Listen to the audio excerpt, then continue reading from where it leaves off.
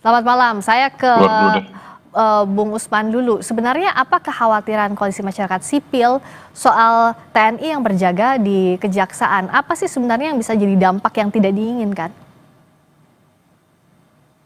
Kekhawatiran kami adalah TNI semakin mengurusi hal-hal di luar urusan pertahanan.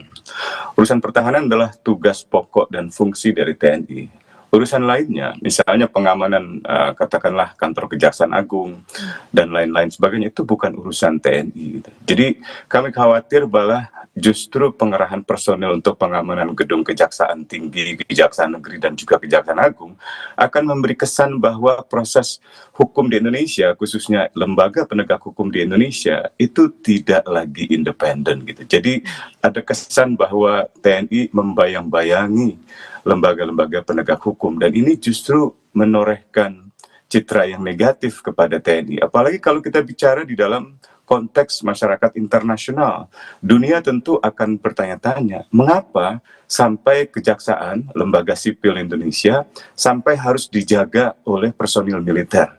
Itu hal yang tidak normal, kecuali di negara-negara junta militer, misalnya di Myanmar, atau misalnya di Thailand pasca kudeta militer, atau misalnya di Mesir pasca kudeta militer setelah dipimpin oleh jenderal misalnya LCC. Jadi saya kira kami berharap sekali bahwa pengerahan personel TNI hanya untuk urusan-urusan pertahanan.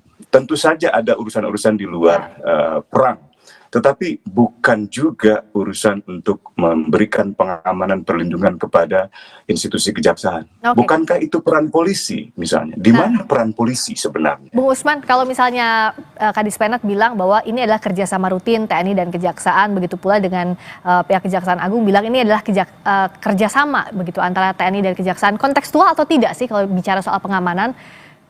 Sama sekali tidak.